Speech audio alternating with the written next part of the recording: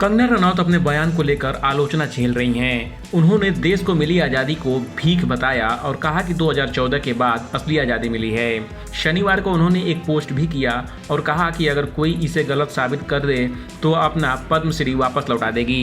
अब कंगना ने फिर से एक लंबा चौड़ा पोस्ट लिखा है।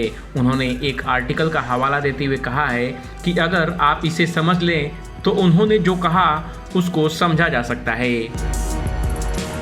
कंगना ने कहा कि 2015 में बीबीसी में एक लेख प्रकाशित हुआ जिसके तर्कों में उनका जवाब मिल सकता है। उन्होंने लिखा कि ऐसा इसलिए है क्योंकि हमारे राष्ट्र का निर्माण करने वालों ने भारत में किए गए अनगिनत अपराधों, हमारे देश का धन लूटने, हमारे स्वतंत्रता संग्राम सेनानियों को बेरहमी से मारने, देश को दो भागों में बांटने, आज़ादी के वक्त किए गए अपराधों के लिए अंग्रेजों को जिम्मेदार नहीं ठहराया। द्वितीय विश्व युद्ध के बाद अंग्रेजों ने अपने सुविधा अनुसार भारत छोड़ दिया। विंस्टन चर्चिल को युद्ध के हीरो के रूप में सम्मानित किया गया। यह वही व्यक्ति था जो बंगाल में भूखमरी के लिए जिम्मेदार था। क्या अपने अपराध के लिए आज़ाद भारत की अदालतों में उसके खिलाफ केस चलाया गया? नहीं। साइरिल रेडक्लिफ एक अंग्रेज व्यक्ति था जो कभी भारत नहीं आया था। उसने बंटवारा करने के लिए केवल 5 हफ्ते पहले भारत लाया गया था।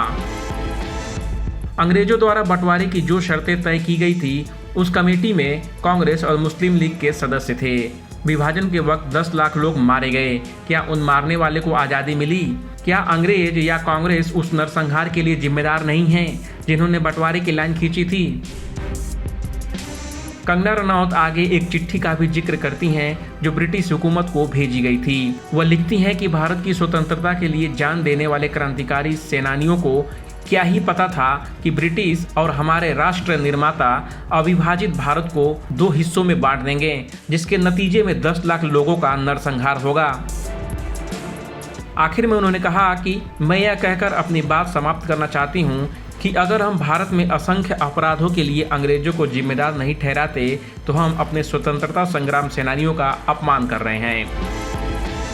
बॉलीवुड और एंटरटेनमेंट की खबरों के लिए देखते रहिए ABP एंटरटेनमेंट।